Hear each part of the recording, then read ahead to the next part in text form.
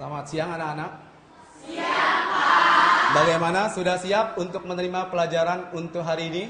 Siap, Pak. Kita akan belajar mengenai permasalahan lingkungan hidup dan upaya penanggulangannya, ya. Atau istilahnya adalah lingkungan hidup dan pembangunan yang berkelanjutan. Tolong buka buku kalian di halaman 37. Bapak mohon kepada kalian semuanya bisa menjawab pertanyaan-pertanyaan yang nantinya akan Bapak berikan.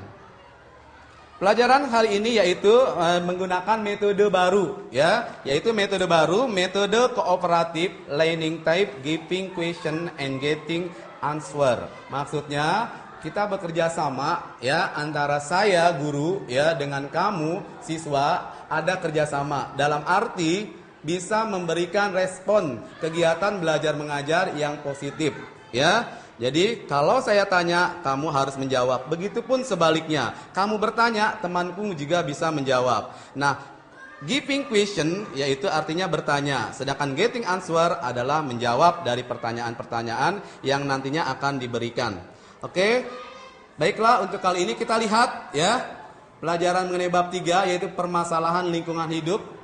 Bapak mohon perhatikan setiap detail dari gambar-gambar yang Bapak tayangkan. Pelajaran ini adalah pelajaran yang memang pada dasarnya adalah kegiatan sehari-hari yang kalian lihat mungkin di depan mata kalian atau di lingkungan kalian. Karena pada dasarnya yang membicarakan mengenai permasalahan lingkungan hidup itu adalah kegiatan kita sehari-hari. Bagaimana kita bisa mengimbangi lingkungan hidup yang ada di daerah-daerah kamu maupun yang ada di daerah-daerah Pulau Jawa khususnya di Indonesia. Perhatikan detail dari gambar-gambar tersebut, yaitu satu, permasalahan lingkungan hidup dan bagaimana pelestariannya.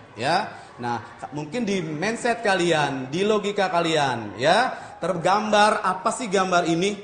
Kalau membicarakan mengenai lingkungan hidup, Nah, yang kedua adalah kita renungkan, perhatikan aliran sungai yang ada di Jakarta. Kita bahas mengenai Jakarta, tetapi pada dasarnya bukan Jakarta saja. Daerah kamu juga mempunyai sungai-sungai. Nah, sungai-sungai tersebut bagaimana warna airnya? Bagaimana dengan baunya? Tentunya pengaruh dari siapa sungai-sungai tersebut misalnya mengalami warna yang pekat, yaitu mengalami bau yang tidak sedap. Mengapa? Aliran ini bisa saja tersumbat akibat berbagai macam jenis sampah yang dibuang oleh mereka yang tinggal di lingkungan-lingkungan.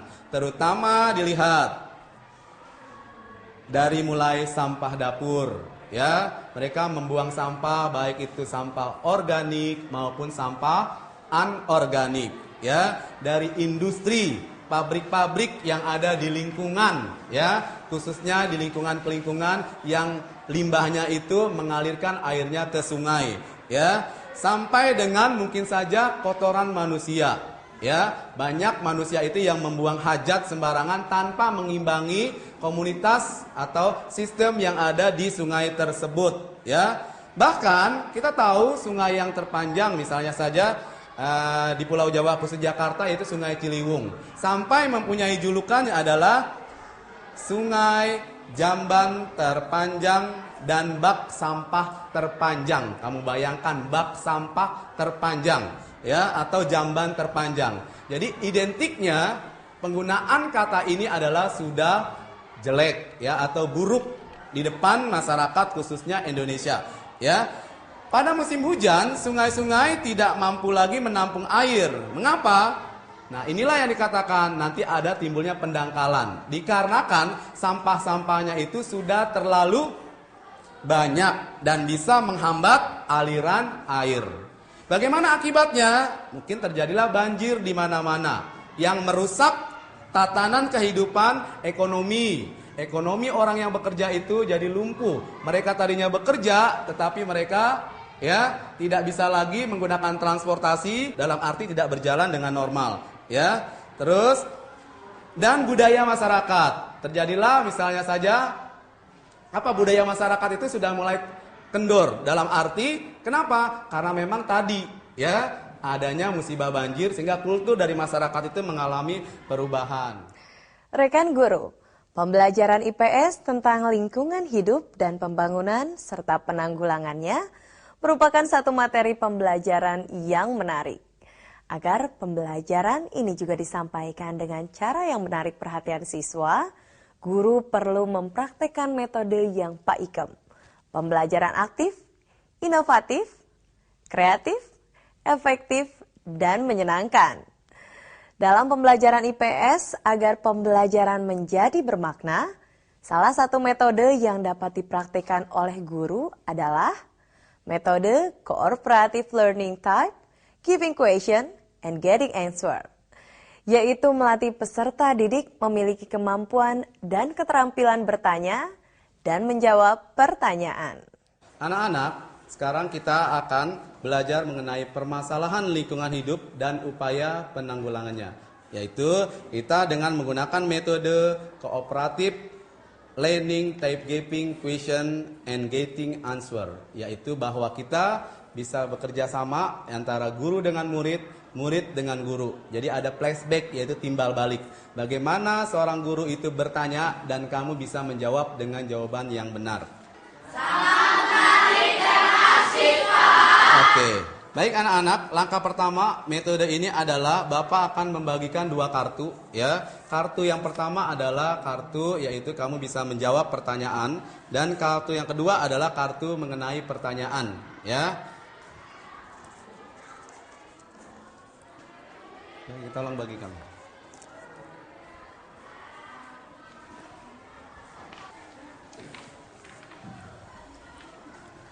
Tolong pertanyaannya ditulis ya.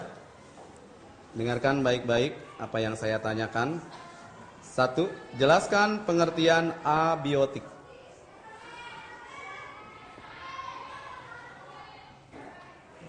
2. Jelaskan pengertian biotik. Soal nomor 3. Makhluk hidup yang dikelompokkan menjadi golongan produsen disebut. Nomor 4. Kelompok ekosistem dalam klasifikasi konsumen sering disebut heterotop.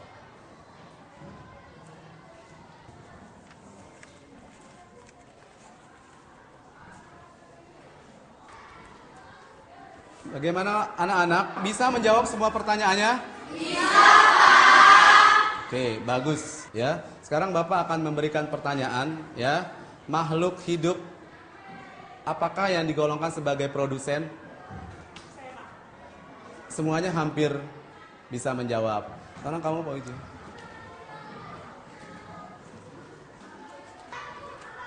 Oke, apa jawaban kamu? Autotrof, Pak. Bagus, ya. Jawabannya autotrof, ya. Anak-anak, bagaimana pelajaran IPS kali ini dengan metode Cooperative Learning Type, Giving Question, and Getting Answer? Baiklah, untuk pelajaran IPS kali ini ya, Bapak cukupkan sampai sekian ya. Nanti kita akan bertemu lagi dalam pelajaran IPS minggu besok.